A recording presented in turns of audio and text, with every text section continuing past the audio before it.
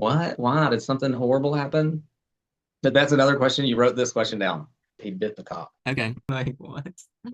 But Now, when I think of that, it's almost childish to be drinking. yeah. But you don't, under any other circumstances, you wouldn't. All right. So Hey, so I drink. have some questions for you just so that it's not so that we can bring the unconscious part of alcohol into the conscious. Have you ever tried alcohol? No, that's why the questions are for you because I don't know. I'm Unexperienced. if you didn't drink, what would you consider yourself? Um, a non-drinker. And would that be like a bad thing? Like, would that mean that you're kind of just like better than everyone? And like, Well, if you were previously a drinker, then it would make you a quitter. okay, No, it does have a connotation to be a non-drinker. It's like, well, I mean, it could either be like, oh man, I bet he really messed up his life, yeah, that's the or only really good reason that people can think that like you were previously an alcoholic. That's the only reason they'd be like, oh, that's why you're drinking, you or know? yeah, or like some people have no self-control. Like you'll see them on alcohol and they lose every inhibition. Like a switch goes off. Mm. I used to have a friend, and we used to say he had an alter ego, and he would get to a certain point, and there wasn't no reasoning with him, and he was gonna go on a tangent. He was gonna go drive wherever he wanted to, and he ended up getting arrested a few times. And one of the times he was in such a state, I'm saying you couldn't talk to him, you couldn't call him by his name, and him even recognize you.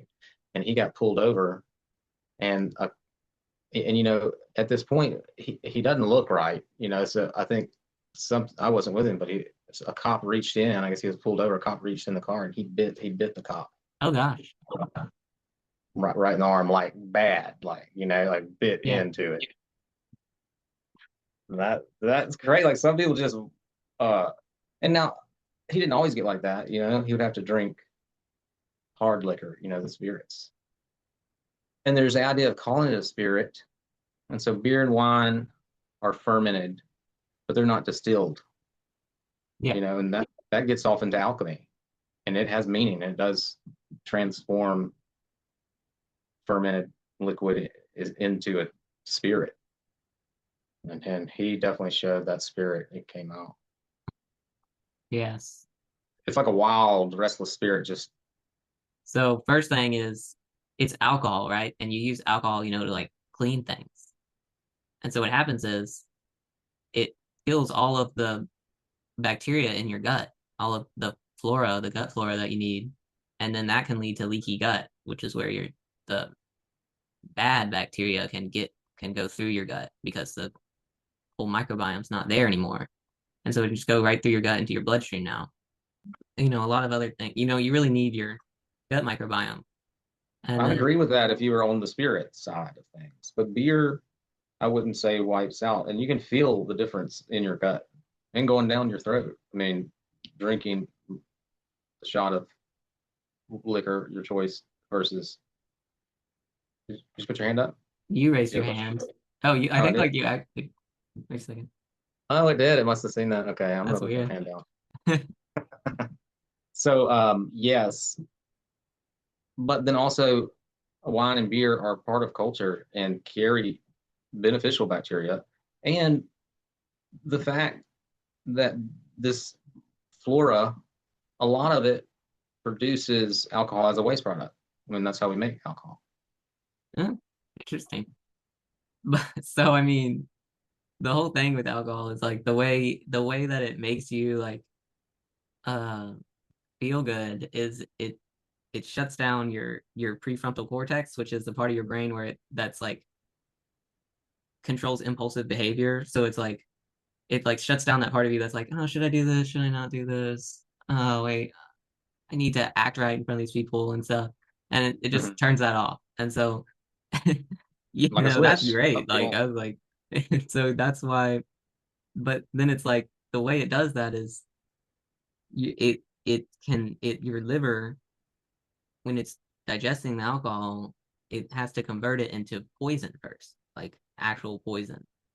And that's Mhm. so it's so it's kind of like, yeah, you're just kind of poisoning yourself a little bit to turn off your brain. And I was like, Well, oh wow, that's kind of like what? But and then the last thing was it like rewires your, or not the last thing, but it rewires your like your nerves, your nerve system, like between your hypothalamus and your adrenals. So mhm. so it rewires it to where you're producing cortisol, and so that leads to more stress, which this happens when you're not drinking, like during the day. So it's not like an immediate effect. It's like just Mhm. leads to overall more stress. Yeah, it's part of a hangover, but it could be, a part that you often suffer when you don't have like a headache and nausea. Um, you may just have anxiety and heightened cortisol levels or whatever other levels lead to that.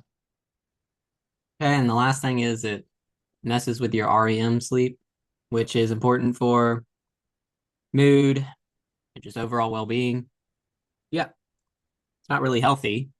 So if you didn't drink, your life would be dot dot dot. Different, maybe. Maybe wouldn't really change. My life would change because I would break a big pattern. It would be a big pattern break, and that usually shakes things up in this world. Yeah. So what would others think about you if you didn't drink? Uh, they probably think I don't know what they think. The thought comes that, oh, he needed to do that, or maybe they think, what? Why did something horrible happen? Or what? I don't know. It's really not important what people think. So so like why do you want to drink? The big question. That's one of the questions you wrote down. Yes. Why do you want to drink? It gives you a really good feeling, for a little while. It it's just got so much written into it in my story, Hmm. and like I've said, it's part of me because there's a bacteria that make beer, and it lives in me, which I don't know. Maybe I don't even know. I don't know. I know when we first had you, we did a like a long break from drinking and eating different types of food, and that led us on a whole path. I would have to say Hmm. of all, the alternative health path that we've been on, and plant-based diet and eating food that we know is less toxic, usually less toxic than other food. And Okay. maybe that came from that break. Could have came from that break. Well, the question was, why do I drink? Why do you want to? Why do you want to?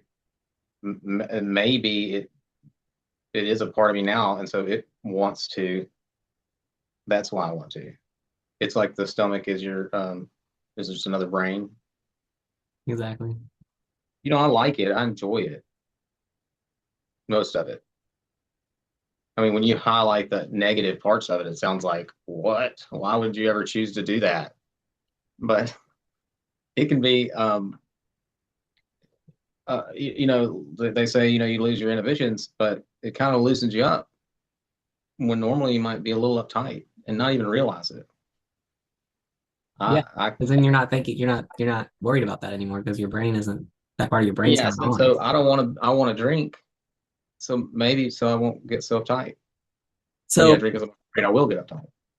yeah, so another thing was like the like everyone who wouldn't want to not have that part of their brain on, you know? That part that's just like causing all the pain, that's like that's like telling you to telling you what to do, Questioning everything, Yeah, the anxiety goes away, and maybe that's why you get more anxiety because it acts like a pendulum later on. When you're not drinking, yeah. And I because yeah, yeah, and I there's definitely other ways to turn off that part of the brain, like, the magical passage says it turns off your mind essentially. And I mean there's just so much exercise out there that we don't really know about, Alcohol's and just so popular. It's just kind of like, alcohol's easy, and it seems like a control mechanism. There was one store we knew was open even during COVID, and that was the liquor store, essential. wow, yeah. So yeah, so it's like can you even have like an enjoyable afternoon without alcohol? Is that even like possible? But that's another question. You wrote this question down. Yes. Can you have an enjoyable afternoon? Yes, I have lots of enjoyable afternoons now without alcohol. I don't always get into it in the afternoon. Or I mean evening, Evening. Yes, yes, yes. I can. because I mean I know you can. It's just like I feel like some people think that they can't, For me, it seems like it's an all or none sort of thing. If you get started drinking, then I'm going to drink because you're going to have another drink because you want to keep those effects going. And if not, you're just going to go to bed or have a headache or Okay. it's So another thing I want to talk about was what's the ratio for you of how much time and money and have you given to alcohol and how much has it given back? well, giving back. I try to let me just try to focus on that. What is it giving me? I mean, because you're Like giving it, again, you're giving like opportunities and energy and money to it. So I mhm. mean, don't you think you would be doing that to get something back? Usually that's why people do that. Can I do the thumbnail like no more alcohol? It doesn't give me anything. Nothing. Like what is that feeling that it gives you? What is it worth? Yeah. Could be what you're asking. And it may not be anything at all. And that's the same thing as alcohol. Our perceptions gave it those values. It obviously probably doesn't balance out real good, but my perception gave it more value. Yeah, and that's perception is the whole thing with alcohol. That scroll down a little bit. I feel like it might not be making the experience better, but it's just changing your perception of it. Yes, I like that. I like that in general. I think is altering my perception. Hmm. I find the sitting regular state, I don't know, just sort of mundane, boring. So alcohol isn't just a drink, it's part of your identity, would you say? Yeah, I mean that. Yeah, I mean if you just had to say it like that, part of my ego. Yeah. It's not.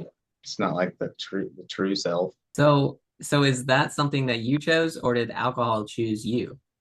That's hard to say. I mean, I feel like I chose to do the alcohol Okay. as a kid. I mean, like it was a very conscious. Yes, I'm choosing it because I had to go out of my way to get it. In high Uh, school and whatnot.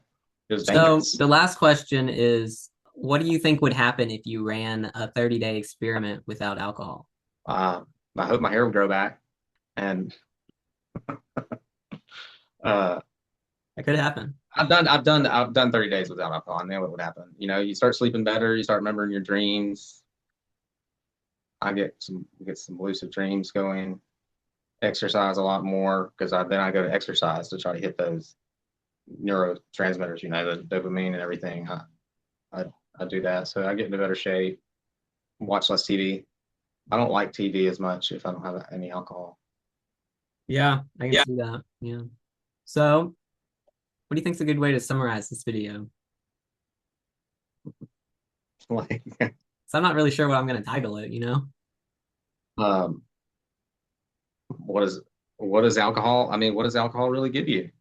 And there's a difference between perception and truth. Your perception of alcohol really matters. Maybe just the true knowledge of alcohol, the true knowledge of alcohol is not your perception. Could be, but probably not. My brother got me my first like.